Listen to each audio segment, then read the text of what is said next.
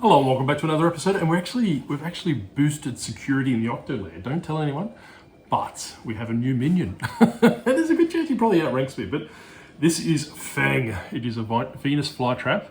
I don't know how well it's coming up in the camera at the moment, but we're going to call this Minion F. And so, like the octopus, he needs to be kept wet at all times. So he sits in his own little pot of water. He sits outside and keeps an idea on the octo layer, or a watchful mouth on the octo layer, I'm not too sure. But he's going to be appearing in more and more videos. I'm just going to move the camera down. We've got Phil's sticker there, so you can see over there, and Shane's is over there, but I'll move the camera down.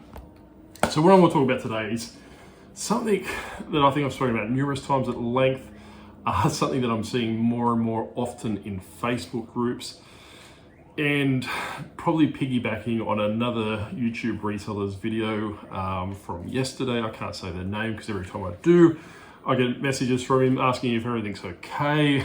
And I get messages from everyone else thinking I'm having a go at him, but I'm not. So long story short, Tori brought out a video talking about what you should do as a new reseller. So wholeheartedly agree with him in respect to if you are opening a new account on eBay, like a selling account and all these different things. I think he hit the nail from my perspective, right? He hit the nail right on the head in regards to your, what I call artificial feedback, in the sense that you might buy a couple of $2 or $3 DVDs. That gets your number cranking from 0 to maybe 4, 5, 6, 7, 8, 9, 10. That does help, like Tori did say, with the buyer confidence, because obviously it looks like you may have made some sales before and you don't have that big blaring 0 next to your name, which makes you look like a scammer apparently. It also has the side effect or the benefit of having other scammers from coming after you. So the simple fact is they might, for example, we might be going back to our beloved Minion F. If I'm selling him, which I can't, because the octopus would get rid of, probably get rid of me and leave him instead, is that what will happen is scammers will come in and they'll say, hey, look, I know you got Minion F for $8.88. If I give you $150, can you do something along the lines of like a bank transfer, all these different things. They are quite evident, they do stick out, they are quite relevant. When you get to around about that 20, 30 feedback, if you are a new reseller, please let me know what what level did that taper off, and go from that way. So just be very, very mindful that you will get scammers, even from a seller's perspective, saying, hey, look, they want to overpay for the item, or can you, do Western bank transfers and all these different things. I haven't seen one of these emails in messages in a very long time, so I can't tell you what the latest is, but it used to be that they would offer you more for an item, all these different things. So keep in mind of that. Do take, notice of what sellers are sending in to you. So like, Tori, he said yesterday in yesterday's video, is that you get a grasp of how things arrive to you. If you like that, and if you did, that's obviously going to be your benchmark. Or if you didn't like that, how are you actually going to improve on that? So, for example, DVDs, video games, all these different things. I have said it before, and I've screamed to the mountaintops, those green envelopes. I don't have any, and one day I will be prepared and give you one, but it's just a normal paper envelope with a tracking number on it, and a lot of people use those for DVDs. That's not to say it's wrong. However, that's not my standard as a seller.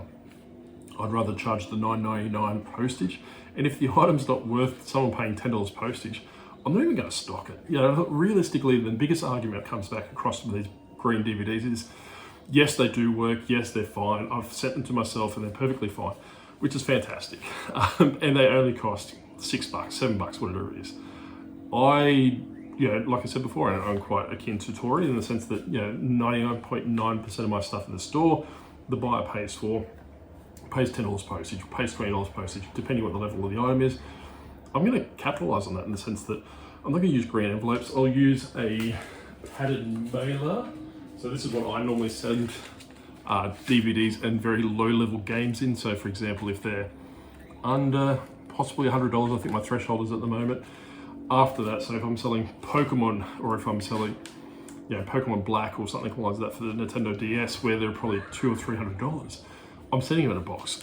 Because I know personally I would be quite annoyed if you know, if I spent $300, $400, $500 on the game, depending on what it is, and it arrives in a padded mailer, regardless of the condition it arrived in, you know, it might arrive pristine, but my initial thoughts would be, holy crap. They're really opening themselves up for that. So be very mindful of those. Obviously, set your standards very early on as to how you're going to package items, how you're going to photograph items, how are you going to obviously engage with your customers, which is a big thing as well. What I do want to talk about today is not so much the new resellers. The part that I wanted to capitalize on Tori's video is, and there's another brand newish YouTuber, he has jumped up to about, I think he's up to about 20 subs at the moment, in the space about their branding, right? So Tori did mention in yesterday's video that I watched that people have been asking about his books and all these different things, and he's looking at making, you know, dedicated videos and to, you know, to quote him, behind paywalls, in the sense that if you are interested in that, you basically might have to pay a channel membership, we might have to pay a Patreon, and he will talk about his books and he'll talk about those different things, which to me is fantastic. And this is, you know, in my conversations with Tori previously, is that, I'll say it again, is he needs to capitalize on that author side a lot more than he is. So that's pretty much my barbs out from that way. Like I said, there's nothing against him, it's just that he brought it up. So as if you're new here, you know, I'm Minon J, I work for the Disgruntled Octopus, all those different things. This is not the Disgruntled Octopus, blah, blah, blah, blah, blah. However, a lot of people that have watched for a very long time, they would have seen the brand forming from the sense of the Disgruntled Octopus. And the Disgruntled Octopus keeps telling me I need to rattle this off a lot more, apparently, because he's very important and very, I can't think of the words he used, elitist, I think it was. So he's very egocentric in the sense that he said to me to tell people that I'm 8 foot tall, handsome, and ridiculously good looking, or something along that, which I thought ridiculously good looking and handsome were the same thing, but hey, he's the boss and he'll do whatever he wants from that perspective. But getting back to the crux of what we're talking about today is actually the brand building. A lot of people on eBay that I see, especially in Facebook groups, a lot of people in the Discord groups that I'm in, a lot of people that I talk to out in the streets, surprisingly, a lot more come up to me now that they know what I look like. maybe I should go hide behind the Disgruntled Octopus again. But yeah, they've basically told me that their stores are stagnated, or I've been reading their stores are, you know, sales are slow. All these different things are coming into play. If I was going to place blame, it would be possibly, I've got to be very diplomatic how I'm going to say this, right? So I would be very careful of who you watch and who you listen to verbatim, myself included. You know, there is a lot of popular YouTubers out there that are peddling a message that anyone can do this. It's quite easy, just jump on, you know, go to 10 thrift stores, get 10 items, list them for X profit and all these different things. It used to be that easy. And like I said in last week's episode, it was to the point where I was burning out and, you know, besides myself and all these different things. People that talk like that, myself included, have the background knowledge because we entered the market in a particular point of time.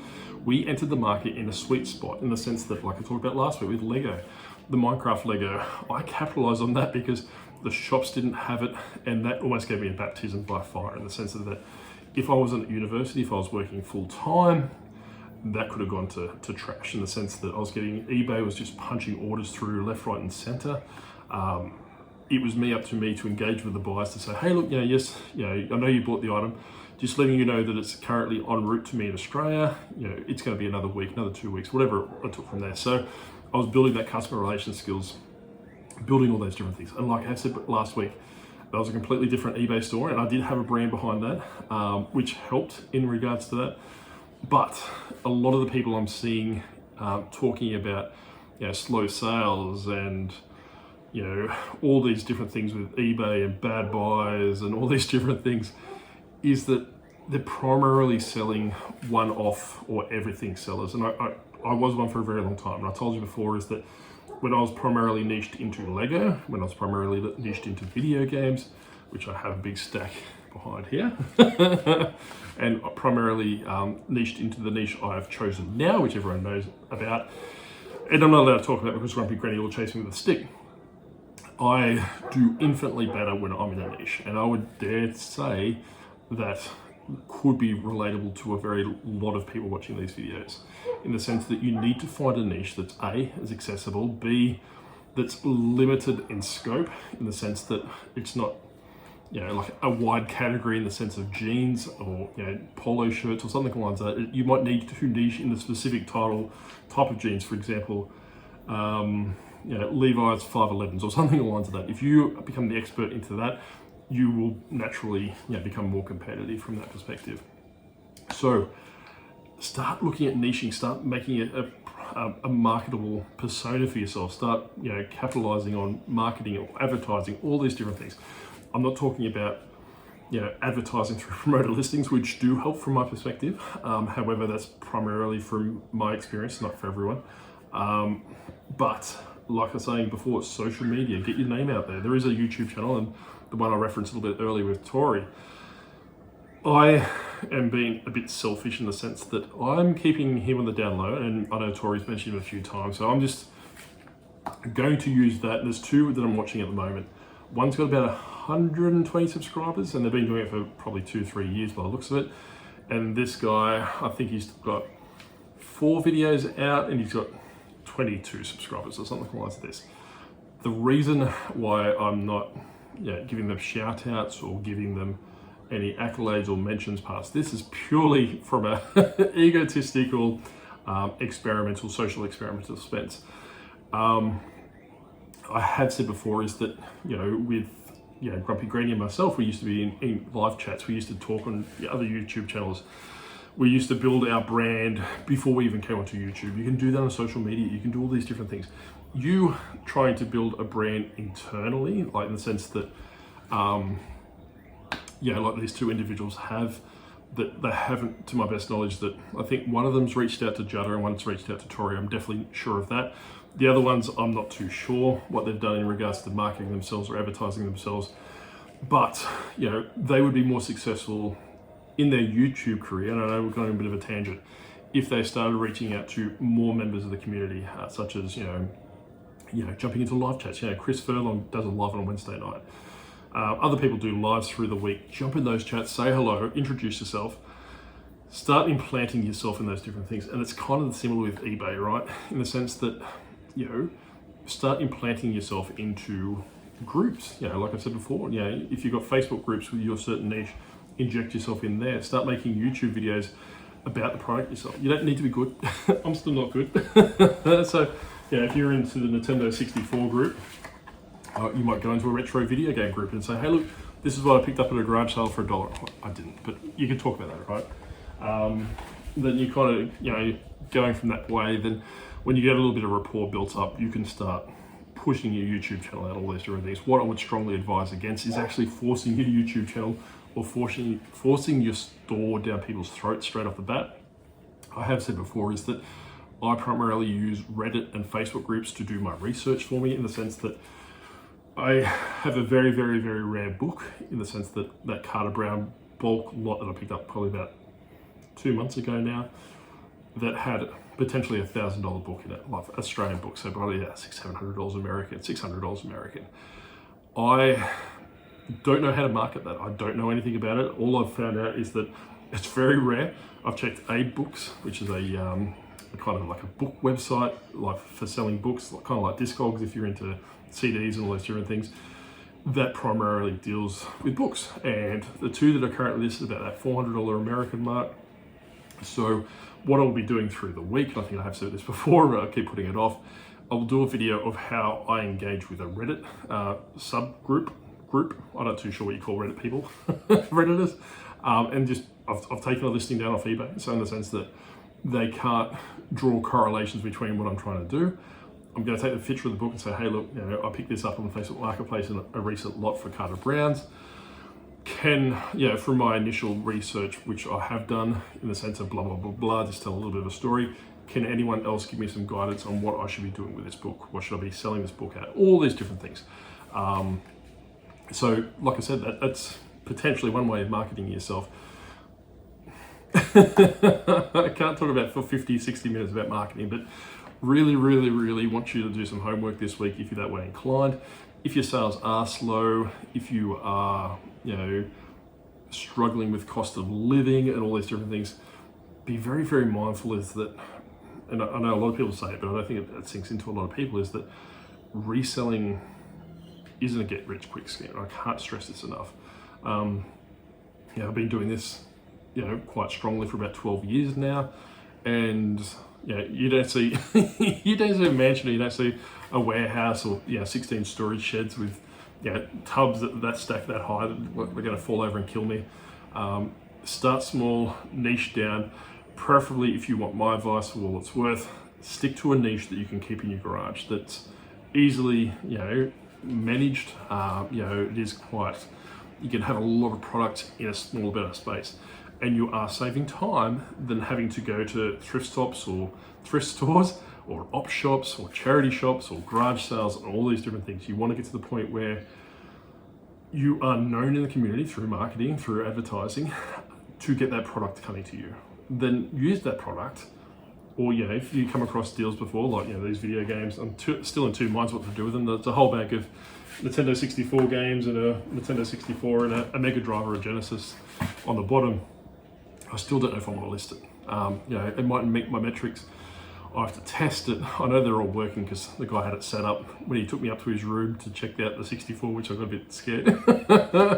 I know it's all working. He's tested it all for me. However, like I said, is it better for me to use that as a bartering chip to get my products? For example, someone might come across a whole bunch of the stuff that I stock and they primarily sell video games. I could swap this out for what my stock is and go from that way. So I'm trying to niche down as close as I can to for the product that I sell, and primarily advertise myself for that way. I created a YouTube channel talking about it. I go into all the Facebook groups and talk about it, and have people come to me on a regular basis asking to buy their inventory, or their stock or their collection, all these different things. I think that is the best way to go. Primarily from my point of view. I don't want to dribble on, I just want to get to the point. But like I said, I can't stress enough, and I know I'm probably not articulating it very well because today is Sunday and I can't take on my weekend. However, like I'm saying, is that if you are new to reselling, what I would focus on first is that potentially look what's available to you if you're in a bigger town like I am in Canberra, or if you're in a small remote town, what can come to you. You've got the internet at your hands. Start off very small. If you're obviously importing product in the sense that if you're going through community groups or Facebook groups or Facebook Marketplace to have product come to you, start with a cap. Start with $100. Start with $50 or something like that. Take into consideration all these different things. Don't go run out and buy $1,500, $1,600, $700 worth of stuff, because there are a lot of scammers out there. Realistically, if you start with $50, someone scams you, you've lost $50. If you basically see me selling this stuff before, you're like, hey, look, this is fantastic. There is a guy on Facebook at the moment that's scamming quite hard. He's recently, this morning, came to the Australian group with the same picture after being called out and banned from 19 other groups that I'm in, trying to sell the exact same thing. Broken English, terms and spelling that's not really conducive with Australians. Obviously, if you know what I'm talking about, a lot of Americans, use Z instead of a Z instead of an S. Might prioritize. We use an S instead of a Z or a Z. Stuff like that can trigger you to say, hey, look, this guy's probably not Australian. He's probably not from here. Start doing all those different things. So like I said, just start small, go from that one. It's a bit of a scatter shot across today. I was in 2 minds whether to do a video, but I thought to myself, okay, fun. she lives for this apparently. So. And she has found me on my other videos, so I'm trying to keep her happy on this one because I am trying to be as awkward as hell in the other channel, which I'm not going to disclose, primarily because that is the audience. And that's another thing I want to talk about today before I wrap up the video. Know your audience. If you go into a niche, don't try and sell products for the sake of selling products. Josh Graff, a Canadian YouTuber that I watch religiously. I watch his playbacks every couple of days when he does them. He pretty much articulates in the sense that, and I was doing this unbeknownst to me in the sense that, look at satisfying your customer, then the money will come. And that's pretty much what it comes across to, right? Is that if you know what you know what your customer base is, you know how to talk to your customer base, you know how to engage with your customer base, you know what your customer base is after, you know what they're looking for, you know your customer age, you know their demographic, you know their financial, not stats, but you know basically what they can spend, what they can't spend. All these different things need to come into consideration when you are doing a niche. There's no use doing a 1700 stamp collection, niche, if there's only like 3 or 4 people alive on planet Earth that are looking for 1700 stamp collections. I'm just taking a dig, and if anyone's selling 1700 stamp collections, I'll add you to the list that I've probably pissed off, right? So it's a very long list. But like I was saying, is learn your demographic, learn your niche, learn your stock availability, learn how to get your stock to you. Do not waste hours and hours and hours running to storage sheds, running to warehouses, running to thrift shops, running to charity shops, running to off shops, running to garage sales, all those different things. You need to take those out of the equation. I can't stress enough how much that takes on your toll on your body, especially if you're working a full-time job like me. And Peachy, Peachy and I are the only people on YouTube that work full-time jobs. Just ask him, he'll tell you. But like I was saying, is that you got to take into consideration, your family time, your mental health, all these different things that play into a part. So do not rely on eBay as a primary source of income.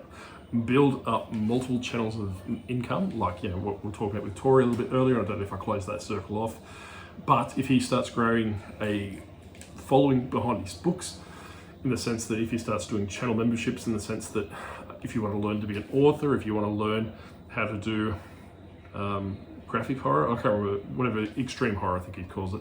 If you want to do that, if you're into that, if you want to buy his merchandise, if you're a part of his Patreon, or if you're a part of his channel membership, you might get 20% off a t-shirt or a sticker or something he's doing behind the scenes. Look at doing all these different things. Don't be limited to the sense that, hey, I watched Minon J talking about these, so I'm going to go out and fork out and buy all these things. I watched Tech and Sports talk about clothes, so I'm going to go run out and buy every piece of clothing I can find. I watched Tori talk about Care Bears for some reason. I watched Diary of a Flipper talk about Tori talking about Care Bears for some reason. Just be very, very mindful in that sense. Before I wrap it up, 2 seconds. I'm not going for an hour and a half today. I'm becoming very, very, very, very pissed off with YouTubers that are portraying to assist people, in the sense that they're being sloppy, in the sense that, hey, I have no idea what this goes for. I'm just going to take a punt, or I'm going to take a chance, or I'm just going to grab it because it looks really cool. Selling on eBay doesn't come down to coolness. I can tell you that. I learned that really, really quick. What you find cool mightn't be, cool to anyone else. Ask my kids; they tell me that all the time. So if you do see YouTubers go, hey, I'm going to take a punt, or if you do it yourself, look, hey, that Venus flytrap looks really cool. I'm going to buy it because it's only $5, or it's only $2, it's only $4. All these monies, yeah, that's right. All this money accumulates over a period of time. And if I could tell you, if you could probably see inside my house, this is relatively clean. Mrs. Octopus is to the point where she's going to start screaming at me. Hence why I moved the video games in here. Is because I have a lot of stuff that I've bought just thinking, hey, this is going to be fantastic. Then the dopamine kicks out when I get home, and I'm like, oh, I'm not going to list it. I picked up a whole bunch of vintage Lego for very, very, very cheap. One set sells for like $180. It's all there. I don't think it's got any instructions, but it's early 90s, late 80s Lego. It's all inside, and I'm thinking to myself, why did I buy this? I wasted $250 on all this Lego sets. We'll probably bring back $1,500 of Lego. However, the dopamine's not there. I only like selling sealed Lego because there's no recourse. There's no people can come back and you say, hey, bits are missing, or even though you said it was only 80% complete, it's 79% complete, which I've had before. like I said, that all those different things. But very mindful of the fact is that you've got a phone, check it up. If you get stuck, use Google Lens, take a picture of it, reverse engineer it, work out what it is, work out what's going for. Look at how many things have sold in the last 3 months. If you bring up the sold listings, I normally click in Australia only, then basically bring it up. If it's just a wall of text that's a lot of sold listings and they're like $40, $50, $60, they're selling 6 times a day for the last 3 months, and you're picking it for $2, it's probably a good deal. But if you're picking it up for $2 and there's no sold listings locally, there's maybe 2 or 3 in America, and they're only $17, $18, $20 or something like that, plus your postage, probably leave it there. Yeah, just don't take punts on these things. And if you're not sure, don't pick it up. I can't stress enough that if it looks off, and I have fallen into this before myself, is the sense that I picked up a jacket, I can't remember what it was, that I sent it to Brad and Wayno and Jutta to say, hey, look, what do you think of this? And it was $1,000 jacket. It was a Supreme, some sort of Supreme jacket at Vinnie's for $40. And we were all like salivating with, holy crap, this is $400, $1,000, it's $40, it's a no-brainer, blah, blah, blah, blah, blah. But what I didn't look at the time is how sloppy the stitching was. The stitching was abysmal. Like, there was threads and everything hanging off the thing. Where I should have looked at that very objectively and say, hey, there's probably a better chance of this being fake opposed to being real. It was fake as anything. And then that's $40 down the drain. So look at things objectively. If you're not too sure, regardless if it's $5 worth, it's $40 and potentially into $1,000, just leave it. You know, there is a good chance, if you're arriving at an op shop or a thrift shop or a charity shop at lunchtime and it opens at 7 o'clock, if that item's still sitting there at 12 o'clock, there's a good chance there's a reason for it. But anyway, that's enough for us today. I'm trying to cut these videos back down. I'm focusing more on my other channel in the sense that that's what's generating me income. That's what's generating me leads, in the sense that whenever I do videos or shorts on that channel, it gives me an influx of sales. So that's my little bit of guidance and my little bit of a tidbit trick for those that stuck around right to the end, in the sense that start marketing yourself. It doesn't matter how clumsy you are, how awkward you are in front of a camera. People aren't there. They love the product. They're not here to see you. They're not here to see me. They are here to see, you know, Minon F. You know, like that's all they want to talk about. If you're doing a channel about, or a YouTube short about something along the lines of this, market it to the people that you're trying to sell it to. Don't market it to other resellers. That's all I've got for you. Okay, bye. Bye.